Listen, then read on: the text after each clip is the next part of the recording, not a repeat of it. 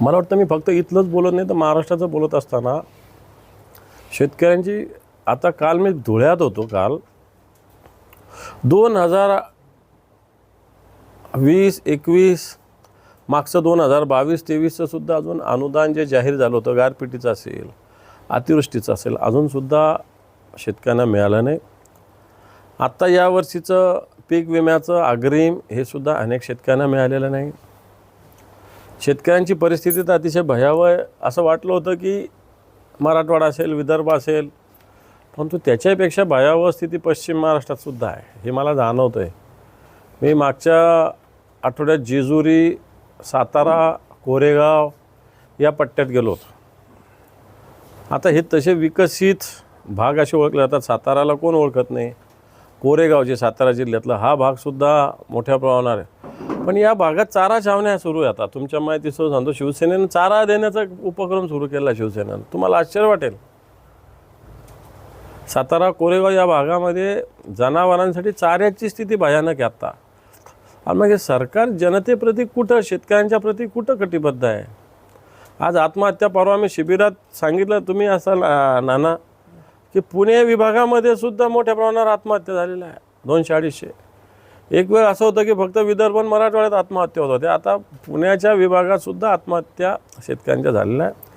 हे सरकार शेतकऱ्यांच्या विषयी बिलकुल पुतना मावशीचं प्रेम दाखवत आहे. विक्री करून भाव पाडण्याचं काम करतात शेतकरी संघटनांचा आरोप आहे.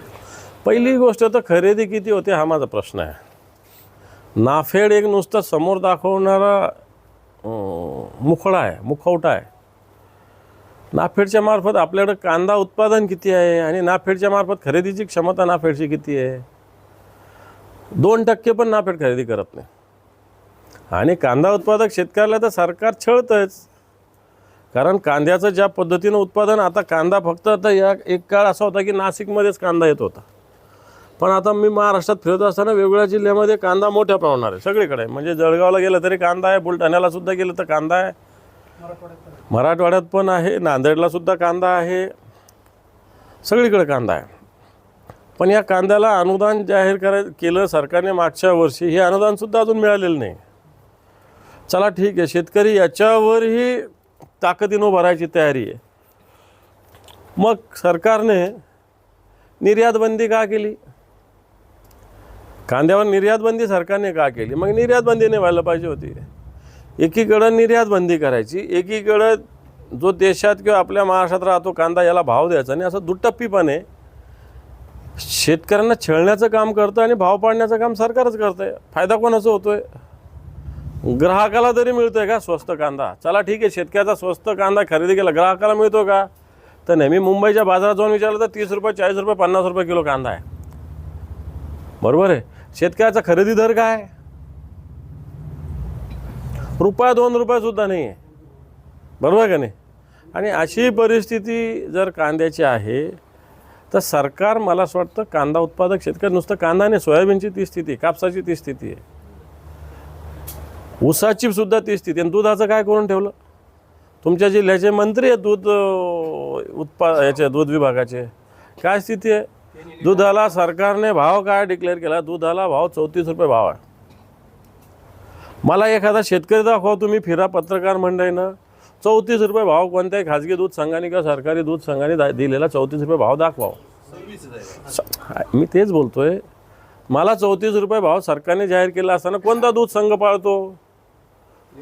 22 रुपयापासून तर 25 रुपयापर्यंत शेतकऱ्याच्या दुधाला भाव मिळतो. 22 रुपयापासून 25 रुपये, 26 सुद्धा कोणी देत नाही. 22, 23, 24, 25 याच्यावरती कोणीही भाव देत नाही. 5 रुपये अनुदान जाहीर केलं सरकारने. मिळालं कोणाला मला माहिती आहे ना. आता पशुवैद्यकीय विभागाच्या मार्फत या 5 रुपये देण्यासाठी त्याच्यासाठी व्यवस्था आहे का पशुवैद्यकीय विभागाकडं. बिलकुल नाही आहे. म्हणजेच हे 5 रुपये द्यायची घोषणा करायची. आता काही दिवसांनी निवडणूक येईल जवळ, आचारसंहिता येईल आणि सांगायचं. म्हणजे आजचं मरण उद्यावर टाकलायचं. आणि म्हणून शेतकऱ्यांच्या या सगळ्या विषयात कांदा असेल दूध असेल सरकार या शेतकऱ्याला छळण्याचं काम करतं.